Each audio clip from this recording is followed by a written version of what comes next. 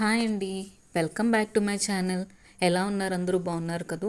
ఈరోజు మా ఇంట్లో రథసప్తమి పూజ ఎలా చేస్తానన్నది మీకు చూపిస్తానండి. రాత్రి పడుకున్నప్పుడు ఇల్లంతా క్లీన్ చేసి పెట్టుకున్నాను. మార్నింగ్ లేచి ఫ్రెష్ అయ్యి పూజ సామాన్లు క్లీన్ చేసుకున్నానండి. వాటికైతే బొట్లు పెట్టుకున్నాను.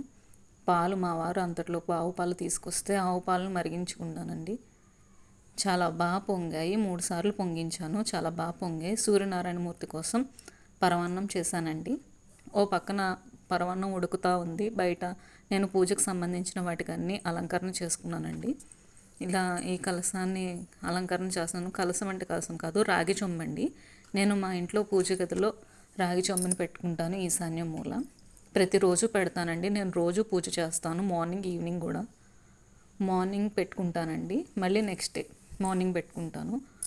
ఇలా పద్మం వేసుకొని, పద్మం కింద పసుపు కుంకుమ వేసి పైన తమలపాకు వేసుకొని కలశాన్ని పెట్టుకుంటానండి. ఆ కలశంలో కూడా పసుపు కుంకుమ అక్షింతలు 1 రూపీ కాయిన్ ఫ్లవర్ వేసి ఇలా పెట్టుకుంటానండి. ఇలా పెట్టడం వల్ల ఇంట్లో పాజిటివ్ ఎనర్జీ ఉంటుంది.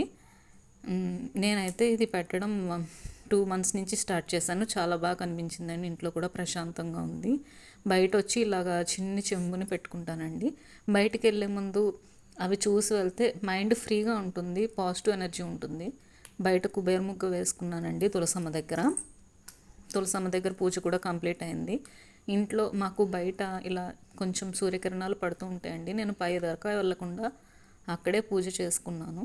పీఠం పెట్టుకొని చిక్కుడుకాయలతో ఇలా రథం చేసుకొని నా పూజని కంప్లీట్ చేసుకున్నానండి.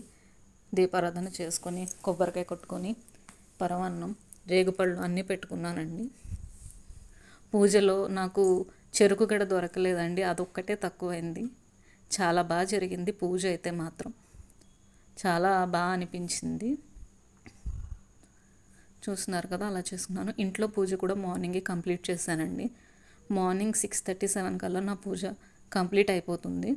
తర్వాత పిల్లల్ని స్కూల్కి పంపించాలి కదండి. ఈ రోజు అయితే కొంచెం లేట్ అయిందండి. సూర్యభగవానుడు రావడానికే 7:30 దాటింది. ఆయన కోసం వెయిట్ చేస్తూ పూజ కూడా లేట్ అయిందండి. నా పూజ అయితే మొత్తానికి ఇలా కంప్లీట్ చేసుకున్నాను ఈరోజు.